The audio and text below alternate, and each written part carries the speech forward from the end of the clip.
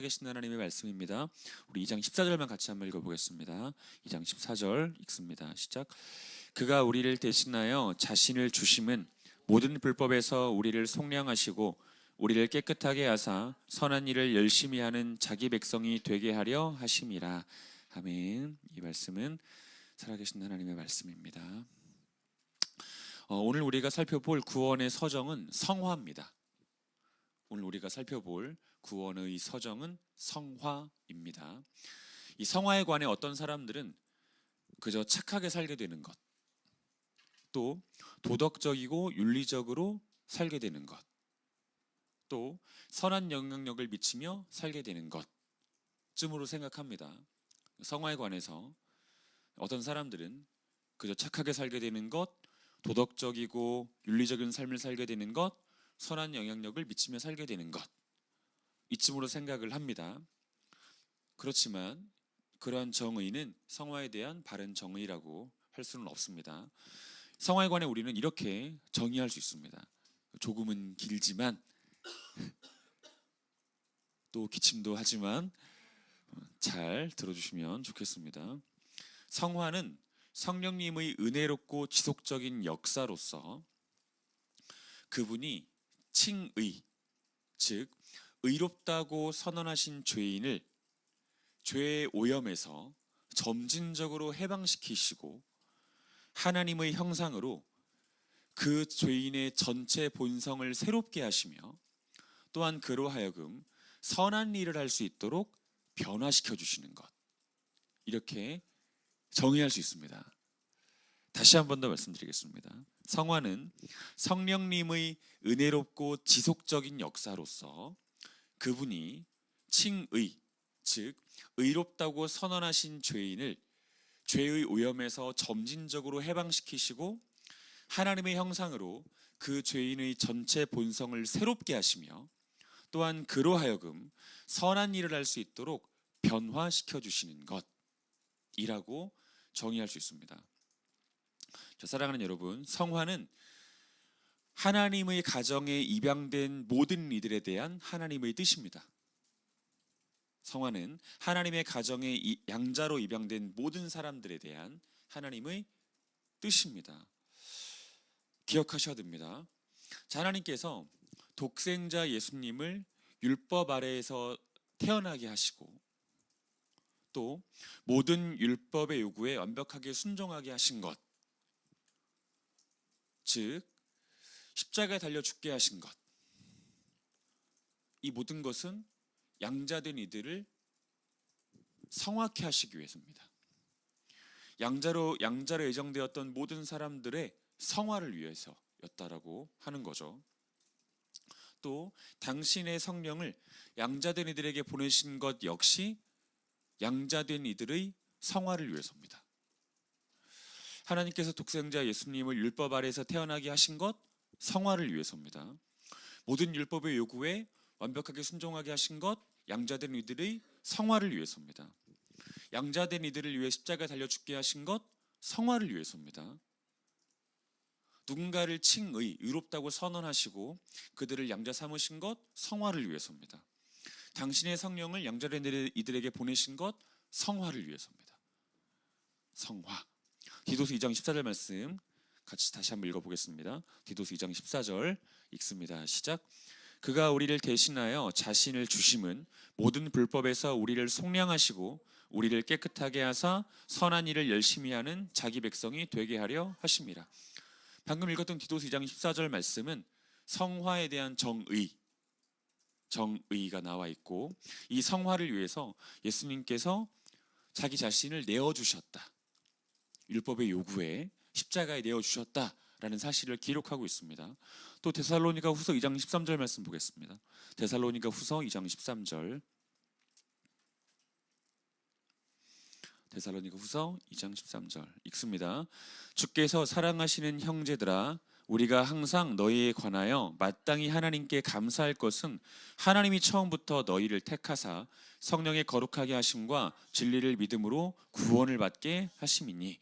자, 주께서 사랑하시는 형제들아, 우리가 항상 너희에 관하여 하나님께 감사할 것은 하나님이 처음부터 너희를 택하사 성령의 거룩하게 하심과 진리를 믿음으로 구원을 받게 하심이니.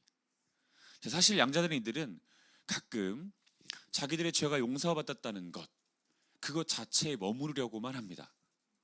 자기들의 죄가 용서받았다, 이 사실에만 머무르려고 하고, 또 칭의, 의롭다고 선언되었다는 것, 이 자체에만 머무르려고 합니다.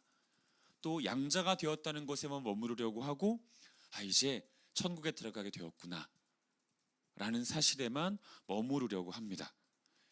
그런 게으른 모습을 보일 때가 많이 있는 것이죠. 하지만 그것은 하나님의 가정에 입양된 이들이 가져야 되는, 또한 가질 수 있는 마땅한 태도는 아닙니다. 하나님의 가정에 입양된 이들의 궁극적인 바람은 성화입니다. 성화. 하나님의 가정에 입양된 이들의 궁극적인 바람, 성화입니다. 성화. 성공이 아니라 성화.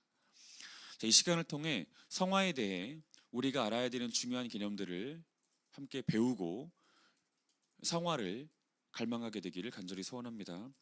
저는 이 시간에 이 성화에 대한 잘못된 견해들부터 살펴보고, 이후에 바른 개념 살펴보고, 성화의 주체와 성화의 방법에 대해서 살펴본 뒤 설교를 마치도록 하겠습니다. 오늘은 좀 이론적인 내용들이 많기 때문에 이렇게 먼저 정리 한번 해드리고 하는 겁니다. 성화에 대해 본격적으로 살핌에 있어 가장 먼저 정리해야 되는 것은 널리 퍼져 있는 성화에 대한 잘못된 개념들입니다. 성화에 대해 본격적으로 살핌에 있어서 가장 먼저 정리해야 되는 것, 널리 퍼져 있는 성화에 대한 잘못된 개념들. 우리가 이 성화에 대한 잘못된 개념들을 알고 있어야 성화에 대한 바른 이해가 생깁니다. 첫 번째, 성화는 완벽한 행위를 갖는 것이다. 성화에 대한 잘못된 개념입니다. 성화는 완벽한 행위를 갖는 것이다. 어떤 이들은 그리스도인 이퀄 범죄하지 않는 사람들이라고 생각합니다. 그리스도인들은 곧 범죄하지 않는 사람들. 그리고 성화 역시 그런 차원으로 이해를 합니다. 그들은 이 점진적이든지 즉각적이든지 결국 그리스도인들은 이 땅에서 도덕적이고 윤리적인 완전함에 도달할 수 있다라고 봅니다. 그리고 하나님께서 그러한 능력을 사람에게 주셨다라고 봅니다. 두 번째, 성화는 전적으로 깨끗한 마음을 갖게 되는 것이다. 성화에 대한 잘못된 개념입니다. 성화는 전적으로 깨끗한 마음을 갖게 되는 것이다. 어떤 이들은 이 성화를 죄에 대해서 완전히 그리고 완벽하게 전적으로 깨끗한 마음을 갖게 되는 것으로 이해를 해요. 그러니까 이런 겁니다.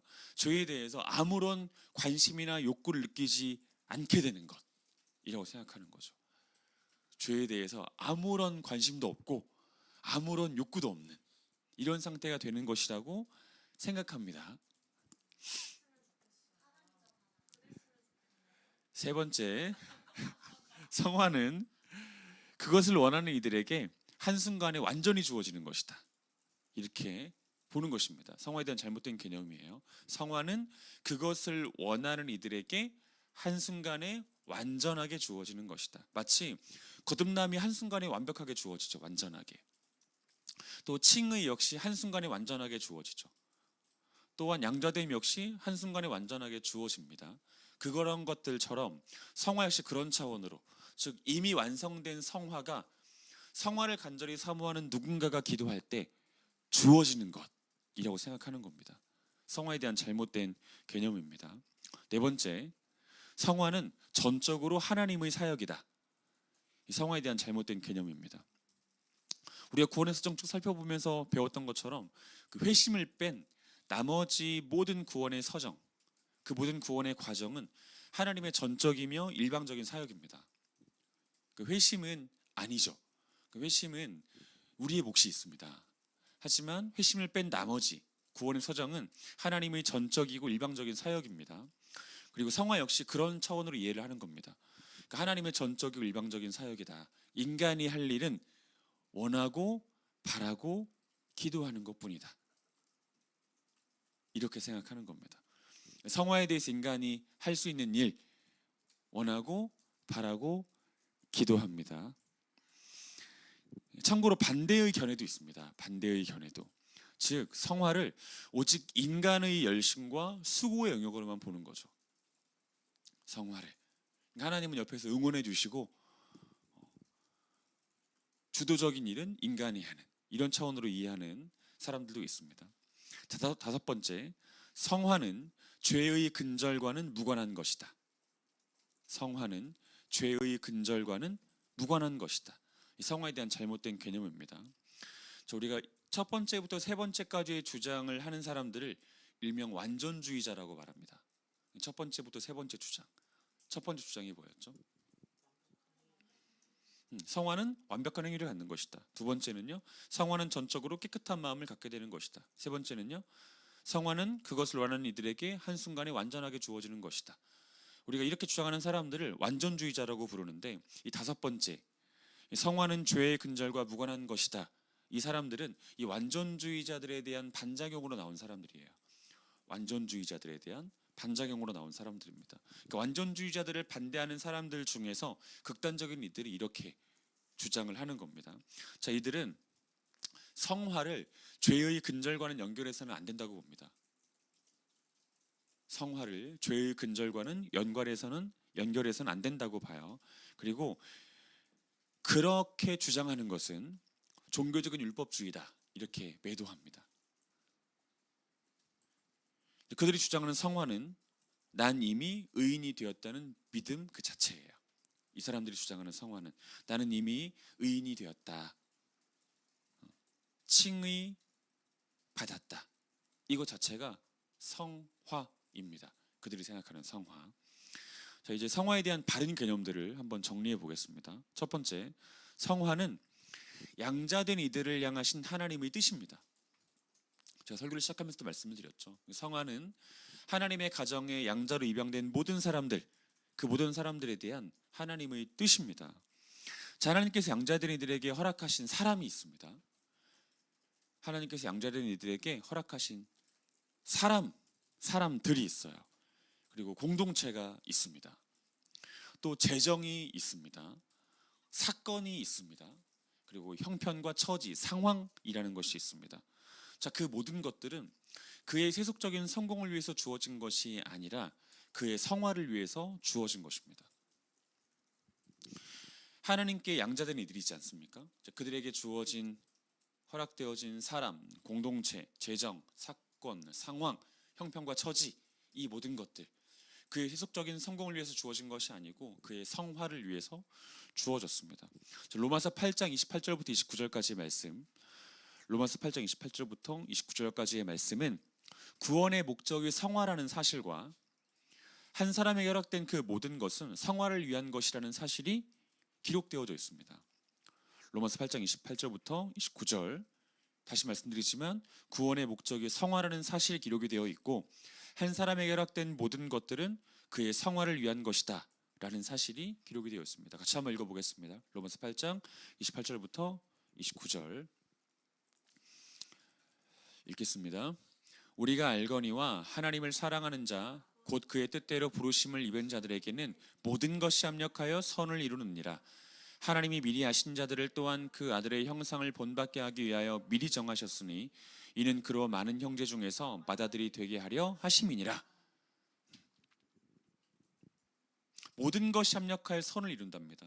여기서 말하는 모든 것이 제가 여러분들에게 말씀을 드렸던 그런 것들입니다. 양자된 이들에게 허락되어진 그 모든 것들이요, 그 모든 것들이 합력하여 선을 이룬답니다. 여기서 말하는 선이 구원, 곧 성화입니다. 둘째, 예수님의 성화에 대한 열심은 십자가를 통해서 확인된다는 거죠. 예수님의 성화에 대한 열심은 십자가를 통해서 확인됩니다. 그러니까 우리 자신에 대한 성화, 그러니까 우리 자신이 성화, 이 성화에 대한 열심, 이 열심이 우리보다 예수님이 더 커요. 우리가 성화되기를 바라는 마음이 우리 자신보다 예수님이 더 크다고요. 예수님의 십자가는 양자로 예정된 이들의 죄 용서만을 위한 것이 아니에요. 예수님의 십자가는 양자로 예정된 사람들의 죄 용서만을 위한 것이 아닙니다. 예수님의 십자가는 그들이 성화의 삶을 살 수 있게 하는 은혜로운 조건을 마련한 것이에요. 그런 의미입니다. 예수님의 십자가가 성화의 삶을 살 수 있게 하는 은혜로운 조건입니다. 우리 다시 한 번 더 디도서 2장 14절 말씀 읽어보겠습니다. 디도서 2장 14절 같이 읽겠습니다. 시작.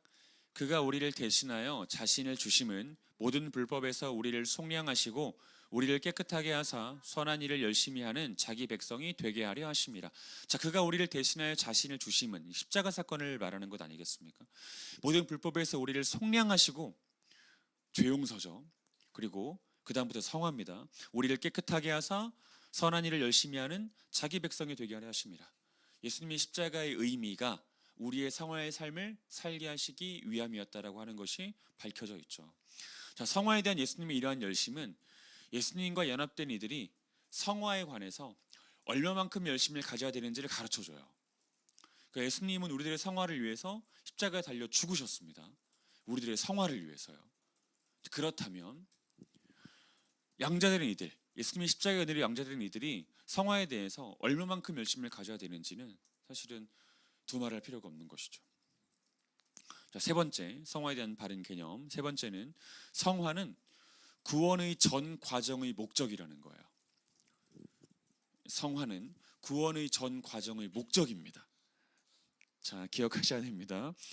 우리가 지금까지 살펴보았던, 또 앞으로 살펴보게 될, 이제 얼마 안 남았거든요. 구원의 서정이. 앞으로 살펴보게 될 구원의 서정 속의 모든 과정들이 결국 성화를 위한 거라고요.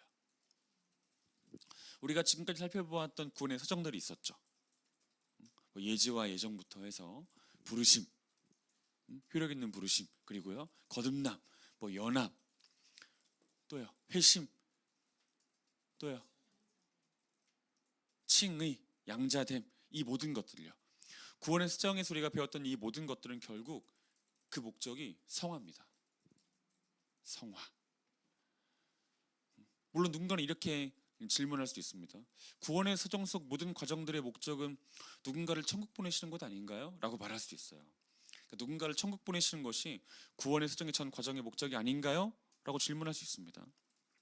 그러나 그 질문에 이렇게 대답할 수 있습니다. 성화가 천국의 본질입니다. 성화가 천국의 본질이에요.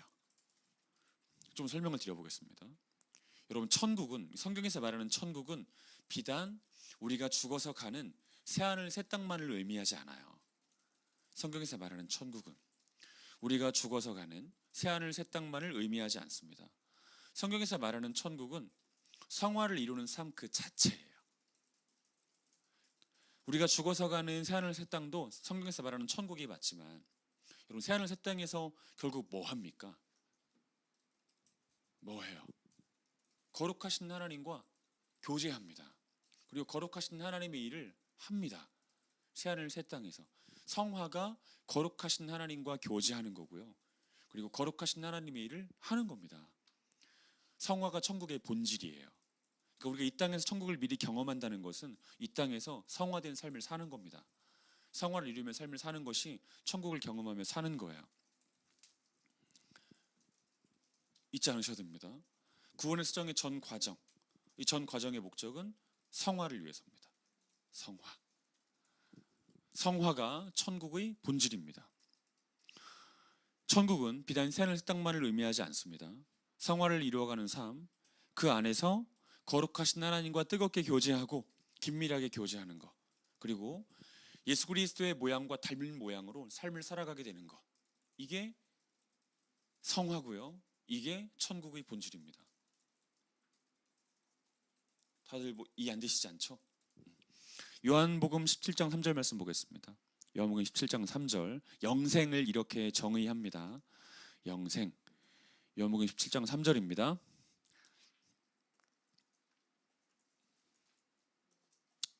요한복음 17장 3절 읽습니다. 영생은 곧 유일하신 참 하나님과 그가 보내신 자 예수 그리스도를 아는 것이니이다. 영생을 무엇이라고 정의하고 있죠? 예수 그리스도를 아는 것이랍니다. 유일하신 참 하나님과 그가 보내신 자 예수 그리스도를 아는 것. 여기서 말하는 아는 것은 지적인 알미를 당연히 포함하겠죠. 하지만 지적인 알뿐만 아니라 하나님과 교제 가운데 하나님을 알아가는 것을 포함합니다. 지적인 알뿐만 아니라 하나님과 사랑의 교제를 이루어가면서 하나님과 교제하면서 하나님에 대해서 알게 되는 그 암, 하나님을 사랑하는 것 그 자체라고 할 수 있죠. 이게 천국의 본질이고요, 영생의 본질입니다. 그리고 성화가 이것입니다. 네 번째, 성화는 완전주의가 아닙니다. 이게 성화에 대한 바른 개념 네 번째입니다. 성화는 완전주의가 아니다. 즉 성화는 도덕적이며 윤리적인 측면에서 행위가 완전해진다는 것을 뜻하는 것이 아니에요. 또 죄에 대한 관심과 욕구가 완전히 사라지는 것을 말하는 것도 아닙니다. 여러분 솔직히 냉정하게 말해봐요. 여러분 진짜 지금 뭐 누가 봐도 지금 완전 그리스도인들이에요. 아니에요. 지금 겉으로 볼 때는 그리스도인들이에요. 근데 여러분들 속에 죄에 대한 욕구가 정말 전혀 없습니까? 없나요? 있죠. 저는요. 진짜 많죠. 죄에 대한 관심은요. 저 말고요. 여러분요. 저는 많다고 말했잖아요. 그렇게 나를 공격해서 얻을 유익이 뭐지? 여러분들도 죄에 대한 관심 많죠. 자, 성화는 누군가의 말처럼 도덕적이며 윤리적인 측면에서 행위가 완전해지는 것을 말하는 것도 아니고 죄에 대한 관심과 욕구가 완전히 사라지는 것을 말하는 것도 아닙니다. 또한 성화는 이 땅에서 완전히 성취되는 그 무엇도 아니에요. 성화는요. 자, 성화는 이미 십자가에 못 박힌 옛사람과 나의 옛사람, 이미 십자가에 못 박힌 나의 옛사람과 그리고 그리스도로 말미암은 세 사람 사이의 갈등입니다. 성화는요. 이 갈등이요. 이게 성화라고요. 십자가에 못 박힌 옛사람과 그리고 그리스도로 말미암은 세 사람 사이의 갈등, 전쟁. 이게 성화예요. 로마서 7장 18, 19절 말씀 보겠습니다. 로마서 7장 18, 19절. 로마서 7장 18, 19절 읽습니다. 내 속 곧 내 육신에 선한 것이 거하지 아니하는 줄을 아노니 원함은 내게 있으나 선을 행하는 것은 없노라. 내가 원하는 바 선은 행하지 아니하고 도리어 원하지 아니하는 바 악을 행하는도다. 성화예요. 이것 자체가 성화입니다. 새 사람과 옛 사람 사이의 갈등, 끊임없는 전쟁, 이게 성화입니다. 그러니까 여러분들 안에 우리 가끔 이런 생각을 할 때가 있지 않습니까? 예수님을 믿기는 믿는데 죄에 대한 욕구와 욕망들이 여전히 살아 꿈틀거리고 있고 이것을 확인할 때 우린 가끔 우리가 그리스도인이 아니라는 착각을 하게 됩니다. 그리스도인이라면 이런 마음을 가질 수가 없는데 라는 착각을 하게 되는 거죠. 그리고 자기 자신이 성화의 단계에 진입하지 못했다는 착각 역시 동시에 하게 됩니다. 하지만 틀린 생각이라는 거죠. 내 안에 예수 그리스도를 믿는 믿음과 예수 그리스도를 믿기 이전에 나의 신념에 싸워요. 십자가 못 박혀 죽은 나의 옛사람과 그리고 그리스도를 믿는 새 사람이 싸워요. 우리가 그 싸움을 확인할 때 우리는 기억해야 돼요. 우리가 그리스도인이 맞다는 것을요. 그리고 우리가 성화의 과정에 진입했다는 것을 믿어야 됩니다. 여러분 웨스트민스터 신앙고백 13장 2절이 있습니다. 웨스트민스터 신앙고백 13장 2절 이렇게 고백합니다. 잘 들어보세요. 이 성화는 전인격을 통하여 이루어지는 것이지만 이 땅에서는 아직 불완전하다. 하나님의 자녀라고 할지라도 인간의 모든 영역에는 얼마간의 부패한 잔재들이 여전히 남아있다. 이로 인해 지속적이고 화해할 수 없는 심각한 갈등이 일어나 천국에서 말하는 갈등은 WAR, war예요. 전쟁입니다. 심각한 갈등이 일어나 육체의 욕망은 성령을 거스르고 성령은 육체를 거스려 싸운다. 이게 웨스트민스터 신앙고백 13장 2절의 고백입니다. 이 성화는 전인격을 통하여 이루어지는 것이지만 이 땅에서는 아직 불완전하다. 하나님의 자녀라고 할지라도 이 땅의 인간의 모든 영역에는 얼마간의 부패한 잔재들이 여전히 남아있다. 이로 인해 지속적이고 화해될 수 없는 심각한 갈등, 전쟁이 일어나 육체의 욕망은 성령을 거스르고 성령은 육체를 거스려 싸운다. 성화입니다. 성화. 다섯째, 양자된 이들에게 있어 성화와 성화에 대한 갈망은 필연적이다 입니다. 양자된 이들, 하나님의 가정에 입양된 이들, 이 양자된 이들에게 있어 성화와 성화에 대한 갈망은 필연적입니다.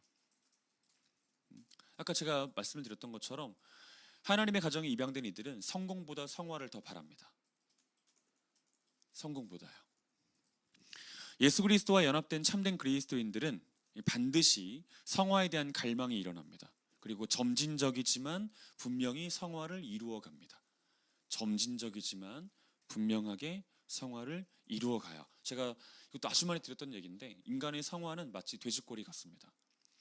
이렇게 쭉 성화가 이루어지는 것이 아니고 돼지꼬리처럼 성화가 이루어져요. 돼지꼬리처럼. 그래서 어느 날에는 정점을 찍은 것 같은데 어느 날에 보면 내려가 있고 성화되지 않는 것 같은 느낌, 뒤로 후퇴하는 것 같은 느낌이 들지만 다시 또 올라가는 이런 과정이 무한히 반복이 됩니다. 무한히. 점진적이지만 분명히 성화를 이뤄갑니다. 하나님의 가정에 입양된 사람들은. 자, 왜냐하면 그들과 연합된 예수님 안에 우리가 구원의 수정에서 연합을 배웠죠. 그들과 연합된 예수님 안에 거룩함과 의가 가득하기 때문이고 우리가 그 거룩함과 의 안에 포함됐기 때문이에요.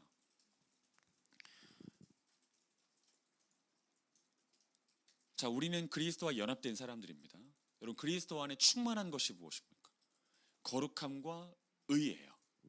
자, 그렇다면 우리 역시 예수 그리스도의 거룩함과 의 안에 포함이 된 겁니다. 거룩함과 의 안에 포함이 돼요. 그래서 마땅히 성화에 대한 갈망이 일어날 수밖에 없어요. 거룩함과 의 안에 포함이 되어 있기 때문에. 적절한 비유일지는 잘 모르겠는데 여러분들이 어떤 그 식당에 들어갔다고 칩시다. 어떤 식당에 들어갔을 때 그 맛있는 음식 냄새가 나지 않겠습니까? 그러면 맛있는 그 음식에 대한 여러분들의 탐욕이 생깁니까? 안 생깁니까? 생깁니다. 생겨요. 예수 그리스도 안에 거룩함과 의가 충만합니다. 그래서 예수님 안에 포함된 사람들은 거룩함과 의에 대한 욕망이 불일 듯 일어날 수밖에 없어요. 성화된 삶, 성화 자체에 대해서 그 욕망들이 거룩한 욕망이겠죠. 욕망이 일어날 수밖에 없습니다. 고린도전서 1장 30절 말씀 보겠습니다. 고린도전서 1장 30절.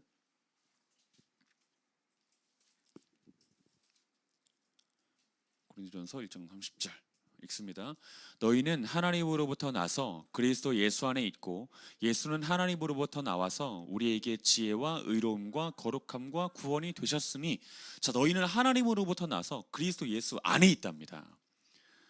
그리스도 예수 안에 있대요. 그래서 그리스도 예수 안에 있는 자들은 그리스도 예수 안에 있는 것들을 갈망해요. 그거에 대한 욕심이 생긴다고요. 또 예수는 하나님으로부터 나와서 우리에게 지혜와 의로움과 거룩함과 구원이 되셨답니다. 여러분, 지혜와 의로움과 거룩함과 구원함이 뭐예요? 성화예요. 그것이 되셨답니다. 그러니까 마땅히 성화에 대한 갈망이 그 안에 사그라들지 않을 수 없는 거죠. 늘 있을 수밖에 없는 거죠. 여러분, 참된 그리스도인들은 단지 죄 용서만을 바라지 않습니다. 그리고 염세주의적인 사고 속에서 오직 새하늘 새 땅만을 바라지 않아요. 그러니까 이런 거죠. 너무 힘들어. 주님, 저를 언제 데려가시나요? 맨날 이런 말 안 한다고요. 한 번씩 하죠. 여러분도 한 번씩 그런 생각할 때 있죠. 너무 인생이 고단하고 지치면 주님, 혹시 오늘인가요? 뭐 이렇게 묻잖아요. 그래서 그 손양호 목사님의 고백처럼 먼 하늘 구름만 봐도 혹시 주님 오시는가 생각을 하게 되는 상황들이 생기지 않습니까? 하지만 참된 그리스도인들은 염세주의적인 사고 속에서 오직 새하늘 새 땅만을 갈구하지 않습니다. 참된 그리스도인들은 새하늘 새 땅을 바라는 것 이상으로 성화를 원해요. 성화를. 자, 여섯 번째, 성화는 나중에 시작되거나 나중에 시작되어도 좋을 그 어떤 것이 아니에요. 성화는 나중에 시작되거나 나중에 시작되어도 좋은 그 어떤 것이 아닙니다. 자, 어떤 사람들은 양자된 이들에게 있어서 성화가 나중에 일어나는 일이다 라고 말합니다. 성화가 나중에. 일단은 일단은 의롭다고 선언부터 받았어요. 의롭다고 선언을 받았고 이제 적절한 타이밍에 하나님께서 자 지금부터 이제 성화된 삶을 시작하는 거야. 시작 생각하는 거죠. 하지만 칭의의 은혜를 받은 사람들은 곧바로 양자됨의 은혜를 받습니다. 칭의의 은혜와 양자됨의 은혜는 함께 와요. 그러니까 어떤 것이 먼저냐고 사실은 말하기가 딱히 어려울 만큼 동시에 옵니다. 동시에 와요. 근데 칭의와 양자됨의 은혜만 동시에 오는 것이 아니라 칭의와 양자됨의 은혜와 성화는 같이 옵니다. 그러니까 칭의가 시작되고 양자됨이 시작되면 성화가 시작돼요. 칭의와 양자됨의 은혜가 베풀어지면 곧바로 성화가 시작된다고요. 곧바로 성화가 시작됩니다. 왜요? 왜 곧바로 성화가 시작되죠? 야고보서 4장 5절 말씀 읽어보겠습니다. 야고보서 4장 5절.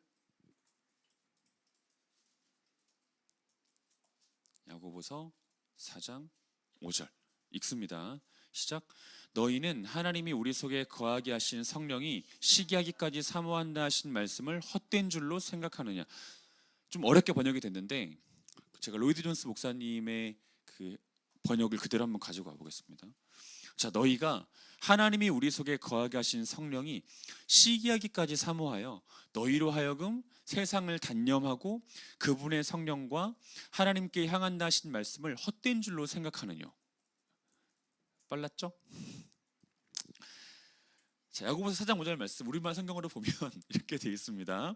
너희는 하나님이 우리 속에 거하게 하신 성령이 시기하기까지 사모하신다 하신 말씀을 헛된 줄로 생각하느냐. 대충 뭐 어떤 그 뉘앙스는 느껴지죠. 근데 사실은 뉘앙스는 느껴지지만 뭔가 정확한 의미를 파악하기는 좀 어렵잖아요. 근데 이렇게 번역되면 옳다는 겁니다. 자, 너희가 하나님이 우리 속에 거하게 하신 성령이 우리 속에 성령님이 거하시지 않습니까? 하나님께서 거하게 하셨죠. 하나님 우리 속에 거하게 하신 성령이 시기하기까지 사모하여 누구를요? 우리 자신을요. 성령님이 우리를 시기하기까지 사모한다고요. 우리 자신을요. 그래서 세상을 단념하고 너희로 하여금 세상을 단념하고 그분의 성령과 하나님께 향한다 하신 말씀을 헛된 줄로 생각하느냐. 그러니까 무슨 말이냐면 우리 안에 계신 성령님이 우리를 너무 사랑하는 거예요. 시기하기까지 사랑하는 거예요. 시기하기까지 우리를 사랑하는 겁니다. 그래서 독점적인 사랑을 원해요. 독점적인 사랑이요. 그래서 우리가 세상에 한눈 파는 것에 대해서 못 견뎌 하신다고요. 죄에 한눈 파는 것에 대해서 못 견뎌 하신다고요. 그래서 세상에 한눈 팔거나 죄에 한눈 팔지 못하게 우리 안에서 우리를 때로 감독하시고 때로 우리를 꾸중하시고 때로 우리들을 교정하신다고요. 그러니까 제가 아는 어떤 한 자매가 이제 그런 경우가 있었다고 합니다. 남자친구랑 같이 어떤 그 카페였나 어딘가를 갔대요. 근데 그 카페가 통유리였다는 거죠. 카페가 통유리. 근데 이제 교제한 지 얼마 안 됐을 때인데 이제 형제가 이제 자꾸 통유리 넘어 있는 그 길을 지나다니는 자매들을 이렇게 본 거예요. 자매들을 이게 얼마나 사실은 우리가 앞을 볼 수 있잖아요. 시력이 아직 남아 있잖아요. 그건 사실은 볼 수 있는 것 아니에요. 근데 자매는 독점적인 사랑을 원했어요. 독점적인 사랑을 원해서 형제를 이제 닥달하기 시작한 겁니다. 어택, 공격하기 시작한 거죠. 형제를.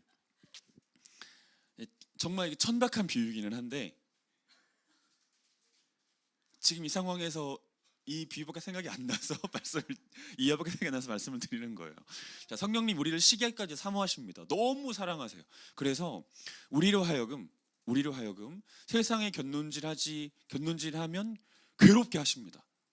그러니까 여러분들에게 독점적인 사랑을 원하는 사람들이 여러분들이 그것을 요구할 때 사실은 그 사람과의 관계 속에서 때로는 답답하기도 하고 화나기도 하고 좀 그렇게 되잖아요. 때로 무력감을 느끼기도 하고 그런 겁니다.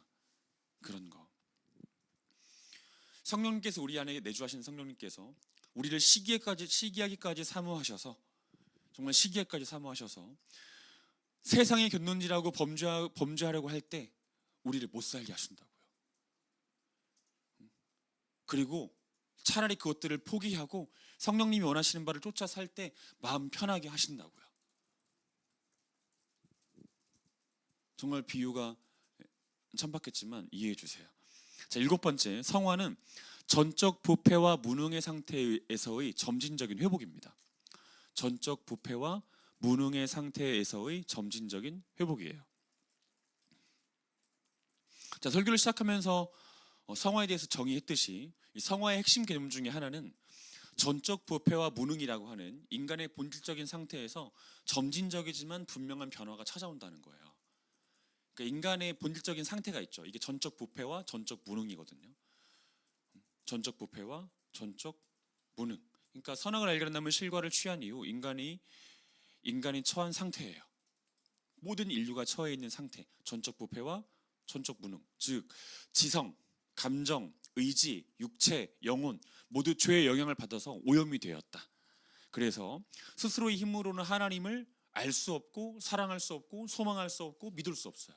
스스로의 힘으로는. 전적으로 지성도 오염되어 있고 감정도 오염되어 있고 의지도 오염되어 있고 육체도 오염되어 있고 영혼도 오염되어 있으니까 스스로의 힘으로는 하나님을 거룩하신 하나님은 완벽하게 거룩하잖아요. 이 하나님을 사랑할 수도 믿을 수도 소망할 수도 없어요. 하나님을 알 수도 없어요. 하나님께 나아갈 수도 없어요. 전적 부패와 전적 무능입니다. 그런데 성화가 시작되면 이 상태에서 점진적으로 회복이 돼요. 이 상태에서 점진적으로 회복이 됩니다. 즉 하나님을 향한 지성이 회복이 되어서 하나님을 알게 되고 하나님을 이해하게 돼요. 물론 성령님의 도우심 속에서죠.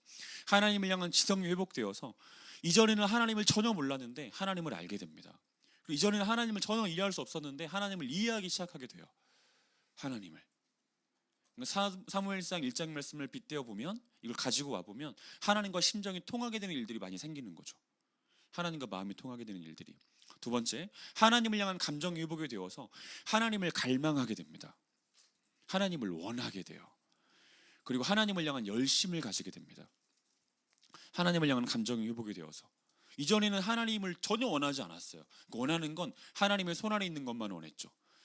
하나님의 손 안에 돈도 있고 하나님의 손 안에 힘도 있고 하나님의 손 안에 건강도 있으니까 하나님의 손 안에 있는 것만 원했다면 이제는 하나님의 손 안에 있는 것을 원하는 것이 아니라 하나님 자체를 원하는 거죠. 하나님 자체를. 그리고 그 하나님에 대한 열심이 생기는 겁니다. 그리고 세 번째, 하나님을 향한 의지가 회복이 돼요. 하나님을 향한 또 하나님을 위한 선한 일을 하게 돼요. 여기서 말하는 선한 일은 성경에 기록된 일을 하는 것입니다. 하나님을 향한 의지가 회복이 되어서 하나님을 향한 선한 일을 하게 됩니다.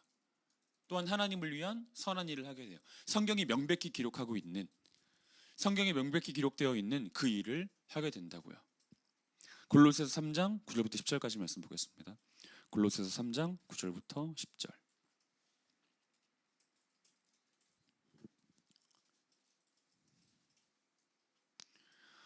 읽겠습니다. 너희가 서로 거짓말을 하지 말라. 옛사람과 그 행위를 벗어버리고 새 사람을 입었으니 이는 자기를 창조하신 이의 형상을 따라 지식에까지 새롭게 하심을 입은 자니라. 전적 부패와 무능의 상태에서 조금씩 벗어나게 되었다는 거죠. 지식에까지 새롭게 하심을 입은 자니라. 8번째, 성화는 하나님께 올려드리는 예배요 영광입니다. 이 성화 자체가요. 하나님께 올려드리는 예배고 영광이에요. 자, 로마서 12장 1절 말씀 보면 이렇게 기록합니다. 로마서 12장 1절. 그러므로 형제들아 내가 하나님의 모든 자비하심으로 너희를 권하노니 너희 몸을 하나님께서 기뻐하시는 거룩한 산제물로 드리라. 이는 너희가 드릴 영적 예배니라. 이게 성화에 관한 말씀이에요. 너희 몸을, 그러니까 여기서 말하는 몸은 단지 육체만을 말하는 것이 아니라 정신과 육체 모두를 말합니다. 정신과 육체 모두, 영혼과 육체 모두를요. 이걸 거룩한 산제물로 드리래요. 성화된 삶을 말해요. 산제물로. 이것이 너희가 드릴 영적 예배래요. 성화 자체가 영적 예배래요. 우리가 지금 모여서 함께 드리는 이 예배도 예배이지만 성화 자체가 영적 예배라고요. 자, 우리는 종종 사실 이게 예전에는 그렇게 많이 유행했던 말이 아니기는 한데 한 10년, 15년 이때부터 유행했던 말이 한 가지가 있습니다. 기독교계 안에서 바로 삶의 예배라는 말이에요. 많이 들어보셨죠? 삶의 예배. 하지만 우리는 이 삶의 예배에 대해서 매우 편협한 해석들을 가지고 있어요. 삶의 예배라고 하는 이 표현에 대해서 이렇게 생각하는 겁니다. 자기의 학교나 직장에서 성경책을 펴는 거, 그리고 삶의 여러 현장에서 찬송하고 노래하는 거, 이것을 삶의 예배라고 생각합니다. 무조건 틀렸다고 말할 수는 없지만 매우 편협한 이해예요. 여러분, 진정한 삶의 예배는 삶 속에서 이루어지는 성화입니다. 삶 속에서 이루어지는 성화, 이게 삶의 예배예요. 알겠죠? 자, 이제 우리는 성화의 주체에 관해서 한번 정리해 보겠습니다. 성화의 주체에 관해서. 자, 성화의 주체는 성부 하나님이세요. 성화의 주체, 성부 하나님이십니다. 데살로니가전서 5장 23절.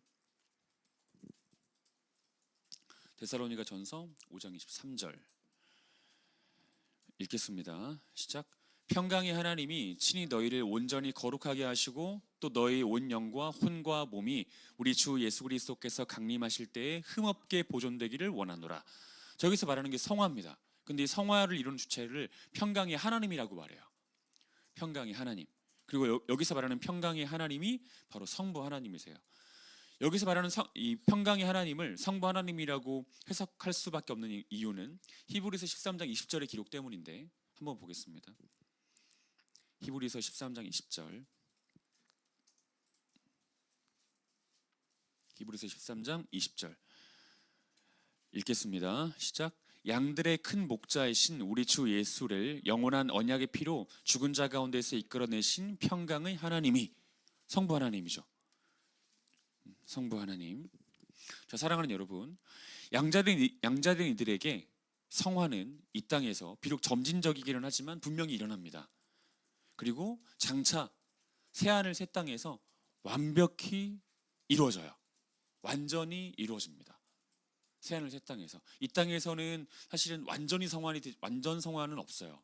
이 땅에서는 점진적으로 성화됩니다. 점진적으로. 하지만 장차 새하늘 새 땅에서 기어이 완성돼요. 다시, 양자된 이들에게 성화는 이 땅에서 비록 점진적이지만 분명히 일어납니다. 실패 없이요. 분명히 일어납니다. 그리고 장차 새하늘 새 땅에서 기어이 완성됩니다. 이렇게 확신할 수 있는 이유는 이 성화라고 하는 이 일이 성부 하나님의 일이시기 때문이에요. 성부 하나님의 일이기 때문에, 또 성부 하나님에게는 실수와 변덕이 없기 때문에 성화는 반드시 성취될 수밖에 없어요. 자, 성부 하나님께서 성화의 주체이십니다. 특별히 성화의 전 과정을 성부 하나님이 계획하셨어요. 그래서 실수가 없어요. 이 일에 실패가 없습니다. 그러나 성화가 단지 성부 하나님의 일인 것만은 아니에요. 성화는 성자 하나님의 일이기도 해요.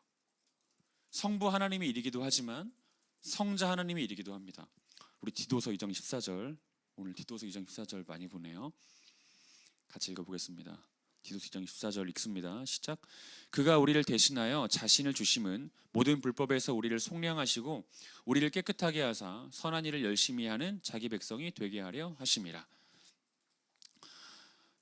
자, 여기서 그가 우리를 대신하여 자신을 주심은, 여기서 말하는 그가 누굽니까? 예수 그리스도죠. 예수 그리스도. 모든 불법에서 우리를 속량하시고 우리를 깨끗하게 하사 선한 일을 열심히 하는 자기 백성이 되게 하려 하심이라. 성화의 근거를 마련하시기 위해서 십자가 달려 죽으셨다라는 사실이 기록되어 있죠. 사랑하는 여러분, 양자된 이들에게 성화는 비록 점진적이지만 분명하게 일어납니다. 분명하게 일어나요. 비록 점진적이기는 하지만. 그리고 장차 새하늘 새 땅에서 기어이 완성돼요.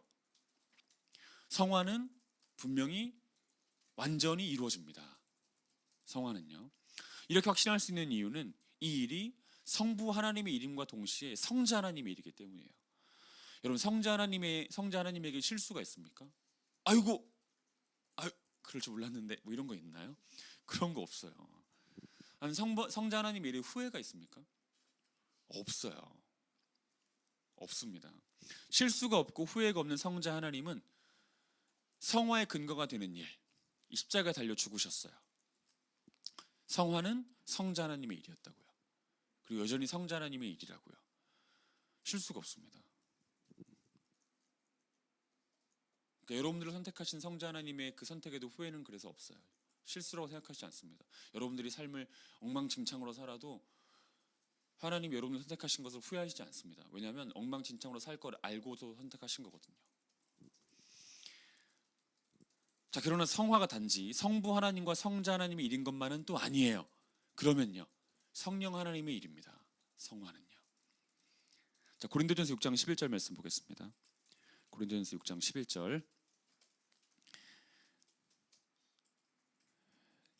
고린도전서 6장 11절 읽습니다. 너희 중에 이와 같은 자들이 있더니 주 예수 그리스도의 이름과 우리 하나님의 성령 안에서 씻음과 거룩함과 의롭다 하심을 받았느니라. 성화의 주체를 누구라고 말합니까? 성령님이라고 말하고 있죠. 성령 안에서 씻음과 거룩함과 의롭다 하심을 받았느니라. 데살로니가 후서 2장 13절 보겠습니다. 데살로니가 후서 2장 13절 읽겠습니다. 주께서 사랑하시는 형제들아, 우리가 항상 너희에 관하여 마땅히 하나님께 감사할 것은 하나님이 처음부터 너희를 택하사 성령의 거룩하게 하심과 진리를 믿음으로 구원을 받게 하심이니. 성화의 주체 성령님이라고 명시하고 있습니다. 성령님. 성령님이 성화를 주도적으로 이루어 가신대요. 자, 그렇습니다. 성령님은 성부 하나님께서 계획하시고 성자 하나님께서 근거를 세우신 성화의 일을 실제적으로 이루어 가세요. 성부 하나님께서 계획하셨고 성자 하나님께서 근거를 세우신 성화, 이 일을 실제적으로 주도적으로 이루어 가십니다. 사랑하는 여러분, 성화는 이 땅에서 점진적이지만 분명히 일어나요. 실패가 없습니다. 실수가 없어요. 그리고 새하늘 새 땅에서 완전히 성취돼요. 실패가 없어요. 실수가 없어요. 이렇게 확실하게 말할 수 있는 이유는 이 일이 성부께서 계획하셨고 성자께서 근거를 세우신 일이면서 동시에 성령께서 주도적으로 하시는 일이기 때문이에요. 삼위일체 하나님이 합력해서 우리들의 성화를 위해서 일을 하시니 이 일에 실수가 있겠습니까?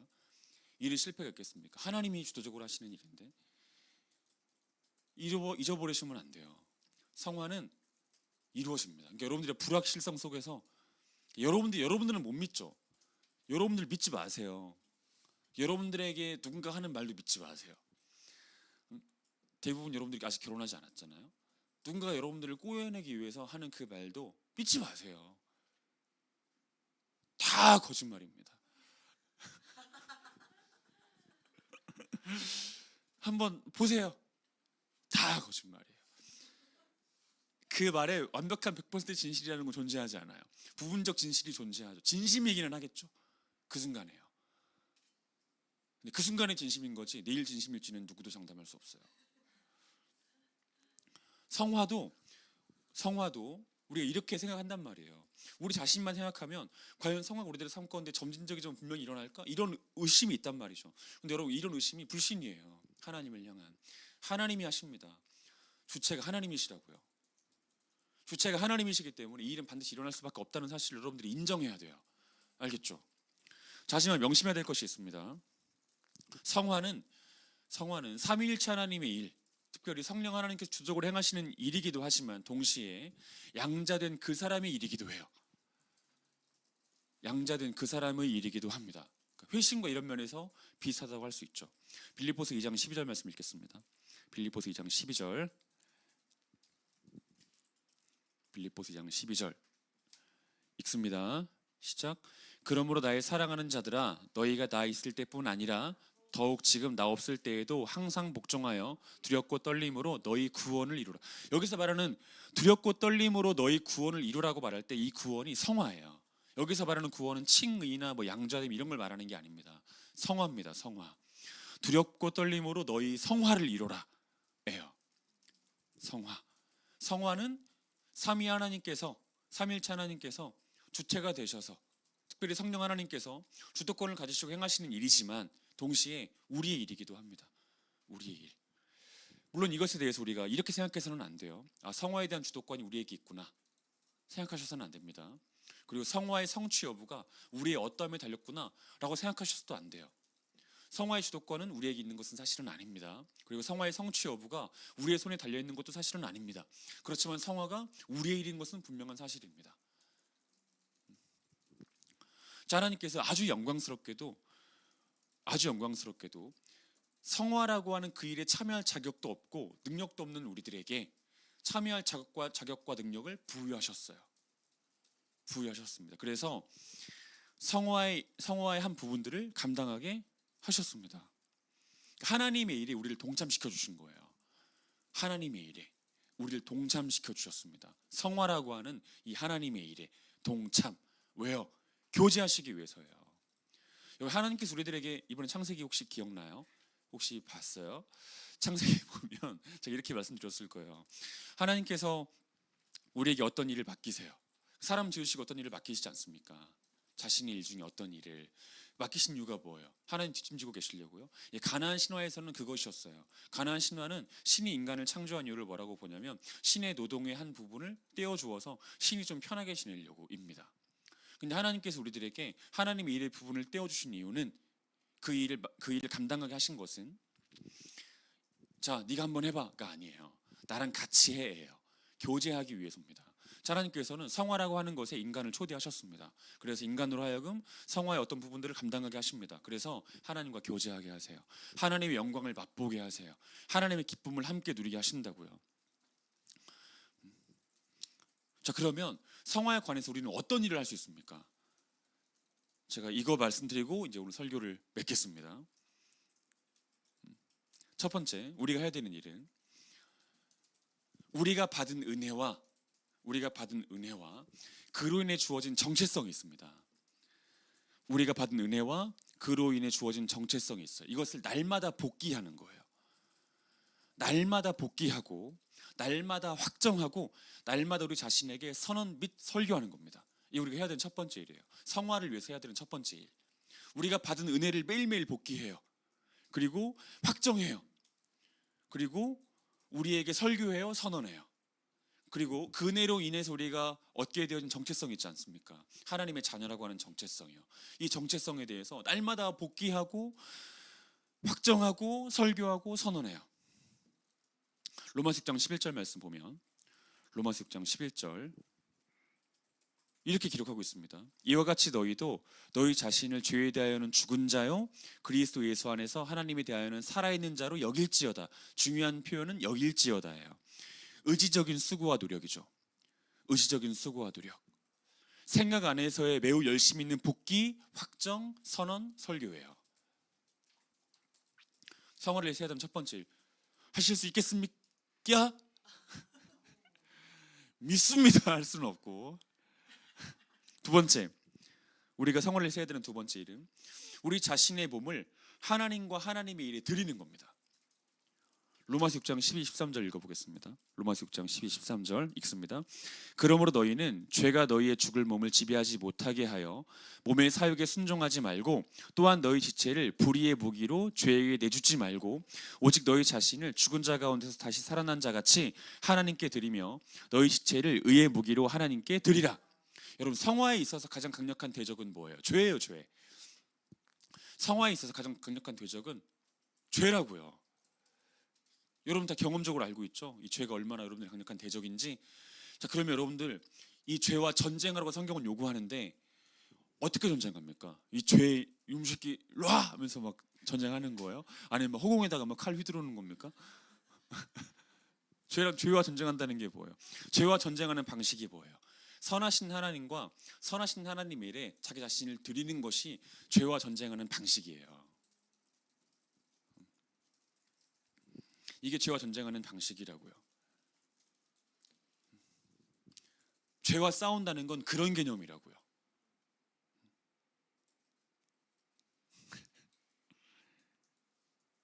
그러니까 제가 아는 어떤 형제 중에 한 명이 제가 이제 죄와 싸우라고 제가 이렇게까지 말 안 하고 그때 저도 전도사 시절이어가지고 이렇게까지 말을 못했죠. 사실은 말을 못하고 죄와 싸우십시오 했더니 실제로 얘가 죄와 싸우려고 했던 거예요. 그래서 이 친구는 이제 음란물과 이렇게 항상 전쟁하는 친구였는데 그래서 음란물을 켜놓고 싸웠답니다. 저한테 고백한 거예요. 신앙 고백하듯이. 그렇게 싸우면 죄가 이깁니다. 죄와 싸워서 이길 수 있는 방식은 마치 하나의 공식 같은 이 방식은 선하신 하나님과 선하신 하나님의 일에 자기 자신을 내어주는 거예요. 알겠죠?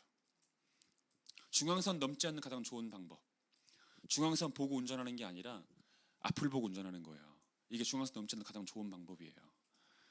죄만 더 무식하다 살다 보면 결국 죄 짓게 됩니다. 선하신 하나님과 선하신 하나님의 일을 생각하며 살기 시작할 때 죄 짓지 않는 삶, 부분적이지만 살아갈 수 있어요. 세 번째, 공동체 안에 거해야 됩니다. 이게 성화를 위해서 우리가 해야 되는 일이에요. 디모데후서 2장 22절 보겠습니다. 디모데후서 2장 22절 읽습니다. 또한 너는 청년의 정욕을 피하고 주를 깨끗한 마음으로 부르는 자들과 함께 의와 믿음과 사랑과 화평을 따르라. 너는 청년의 정욕을 피하고 주를 깨끗한 마음으로 부르는 자들과 함께 의와 믿음과 사랑과 화평을 따르라고 말하죠. 자, 양자되는 이들의 성화는 그 자신, 그 개인과 하나님과의 관계, 1대1 관계에서만 이루어지는 것이 아니에요. 이 성화는요, 한 몸으로 부르심 받은 공동체 안에서 이루어집니다. 그러니까 한 몸으로 부르심 받은 공동체 안에서 한 몸으로 부르심 받은 이들이 서로의 성화를 독려해줘요. 서로의 성화를 독려해줍니다. 때로는 응원해주고, 때로는 지지해주죠. 때로는 기도해주고, 때로는 섬겨주죠. 때로는 책망해주고, 때로는 교정해주려고 하죠. 이 모든 일들을 통해서 성화가 촉진돼요. 그리고 성화가 분명히 이루어집니다. 공동체 안에 있으라고요. 공동체 안에. 제가 공동체 안에 있으라는 얘기는 정말 귀에 딱지 않도록 하는 얘기인데, 공동체 안에 있어야 됩니다.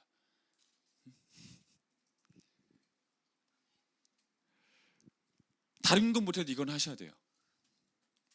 다른 거 못하면 안 돼요. 다른 거 하시고 이것도 하셔야 돼요. 네 번째, 성경 안에 거해야 됩니다. 도대체 마지막이라면서 몇 번째까지 하는 거예요? 5번째까지 할 겁니다. 네 번째, 성경 안에 거해야 돼요. 요한복음 17장 17절 읽어보겠습니다. 요한복음 17장 17절 읽습니다. 시작. 그들을 진리로 거룩하게 하옵소서. 아버지의 말씀은 진리니이다. 자, 확신하건대 성화는 하나님의 말씀 안에서만 이루어져요. 하나님의 말씀 안에서만, 성경 안에서만 이루어진다고요. 자, 양자된 이들의 의지, 결단, 공동체, 그리고 공동체의 구호는 그 자체만 놓고 본다면 성화에 아무런 효력이 없어요. 그러니까 여러분들이 백날 기도해도, 그리고 백날 결단해도, 백날 의지를 막 불태우고, 백날 공동체 안에 있고, 공동체 안에서 백날 구호를 외쳐대도 그 자체만으로는 성화에 아무런 효력이 없습니다. 그러면요, 말씀과 함께하는 기도요, 말씀과 함께하는 의지요, 말씀과 함께하는 공동체요, 그 안에 있을 때 그 모든 것이 효력이 있어요. 성경 안에서 하는 기도요, 성경 안에서 하는 의지요, 성경 안에서 하는 결단이요, 성경 안에 있는 공동체요, 그 안에서 성화가 이루어집니다.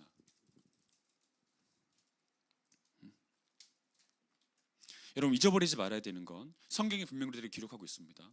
성경을 통해서 우리를 성화시키시겠다고 기록하고 있어요. 성경을 통해서요, 오직 이것을 통해서요. 디모데후서 3장 16절 17절, 디모데후서 3장 16절 17절 읽겠습니다. 모든 성경은 하나님의 감동으로 된 것으로 교훈과 책망과 바르게 함과 의로 교육하기에 유익하니 이는 하나님의 사람으로 온전하게 하며 모든 선한 일을 행할 능력을 갖추게 하려 함이라. 여러분, 17절에 기록되어 있는 하나님의 사람으로 온전하게 하며 모든 선한 일을 행할 능력을 갖추게 하려 함이라, 무엇입니까? 성화예요. 성화. 이 성화가 무엇으로 이루어진다고요? 모든 성경으로 이루어진다고 기록하고 있죠. 하나님께서 성경을 통해서 양자된 어떤 이들을 교훈하세요, 책망하세요, 바르게 하세요, 의로 교육하세요. 그래서 그의 성화를 이루어 가세요. 성경 안에 거해야 됩니다. 5번째, 범죄하거든 예수 그리스도께 나아가야 됩니다. 범죄하거든, 이게 마지막 메시지예요. 범죄하거든 예수 그리스도께 나아가십시오. 여러분, 성화의 과정 속에 들어간 사람들이라고 하더라도 반드시 범죄해요. 반드시 범죄합니다. 위로해요, 아니면은 답답해요? 둘 다예요. 더 정확히 말하면 범죄 역시 성화의 과정 속에 포함돼요. 이게 더 정확한 말이에요. 하나님께서 우리들의 범죄를 허락하셔서 우리들의 성화를 때로 촉진시키신다고요. 범죄 역시 성화의 과정 속에, 물론 이렇게 해서 죄지어 오늘 하나님 죄 한번 짓겠습니다. 이유는 하나님께서 이 죄를 가지고 성화를 촉진시키실 것이기 때문입니다. 그건 성화를 촉진시키는 게 아니라 매를 촉진시키는 거예요. 알겠죠? 성화의 과정 속에 들어간 이들의 범죄는 선하신 하나님의 손에 붙들려서 그의 성화를 재촉시키고 촉진시킵니다. 즉 범죄했다는 사실 및 현실 속에서 그는 자신의 무능함을 깨달아요. 또 죄 지었네 하는 무능함이죠. 그리고 하나님의 전능함을 기억합니다. 하나님의 전능하신 손을 구하는 거예요. 자신의 무력함과 죄 앞에서의 무력함과 무능함, 그리고 그 죄를 이기게 하시는 하나님의 전능하심 기다리고 소망하고 붙잡는 거죠. 그리고 자기 자신에 대해서는 절망합니다. 나의 의지와 나의 노력은 물거품이구나, 한낱 수포일 뿐이구나 라고 생각하죠. 그리고 하나님의 은혜만을 구해요. 하나님, 이런 나를 붙잡아 주세요 라고 하는 은혜죠. 성화를 촉진시키고 재촉합니다. 따라서 성화의 과정을 밟고 있는 모든 사람들은 범죄할 때마다 그리스도를 찾아야 돼요. 그리스도를. 이것이 하나님께서 우리들의 범죄를 비록 주관하신 것은 아니지만 허락하신 이유예요. 예수 그리스도를 찾으라고요. 성령님을 의지하여 예수님을 찾으라고요. 그러면 성화가 촉진됩니다. 성화가요. 요한일서 2장 1, 2절 보면 이렇게 말합니다. 나의 자녀들아, 내가 이것을 너희에게 쓰면 너희로 죄를 범하지 않게 하려 함이라. 만일 누가 죄를 범하여도 아버지 앞에서 우리의 대언자가 있으니 곧 의로우신 예수 그리스도시라. 그는 우리의 죄를 위한 화목제물이니 우리만 위할 뿐 아니요 온 세상의 죄를 위하심이라. 자, 누가 죄를 범하면 어떻게 하라고요? 우리에게 대언자가 있답니다. 예수님이요. 그분에게 찾아가래요. 그분이 우리의 죄를 위해서 화목제물이 되셨었대요. 되셨답니다. 그러니까 그분에게 찾아가래요. 자, 사랑하는 여러분, 저는 양자된 여러분들의 성화를 응원합니다. 여러분들도 저의 성화를 응원해 주세요. 저도 여러분들의 성화를 응원하겠습니다. 우리는 엄밀한 의미에서 성화의 동지라는 사실을 기억하십시오. 성화의 동지. 제가 꼬린점에 먼저 가 있고 여러분들에게 자 빨리 와 하지 않는다고요. 어차피 우리는 그 발에 이렇게 묶고 달리는 게임 뭐죠? 2인 삼각. 이 게임 하는 사람들입니다. 같이 가는 거예요. 서로를 사랑하고 품어주고 응원하고 재촉하고 때로는 교정하고 책망하는 사이입니다. 우리 함께 성화의 길을 걸어갈 수 있으면 좋겠습니다. 성화 부분적이지만 점진적으로 이 땅 가운데서 분명히 이루어집니다. 그리고 그 나라에서 완전히 성취됩니다. 같이 기도하겠습니다. 이제 우리가 한 가지 합심해서 기도하겠습니다. 하나님, 성경 안에서 그리고 공동체 안에서 성화 온전히 이루어지게 하여 주시옵소서. 삼위일체 하나님께서 주체가 되셔서 이루시는 이 성화의 일이 나의 삶 가운데 분명히 이루어질 줄로 믿습니다. 그러나 나의 몫이 있음을 기억합니다. 나의 몫을 하게 하여 주시옵소서. 매일마다 날마다 우리 자신에게 마땅히 기억해야 될 것들을 기억하고 확정하고 설교하고 선언하게 해주시옵소서. 우리 자신을 하나님과 하나님의 일에 드리게 해주시옵소서. 공동체 안에 거하게 해주시옵소서. 성경 안에 거하게 해주시옵소서. 혹여 범죄하거든 예수님께 나아가게 해주시옵소서. 우리 같이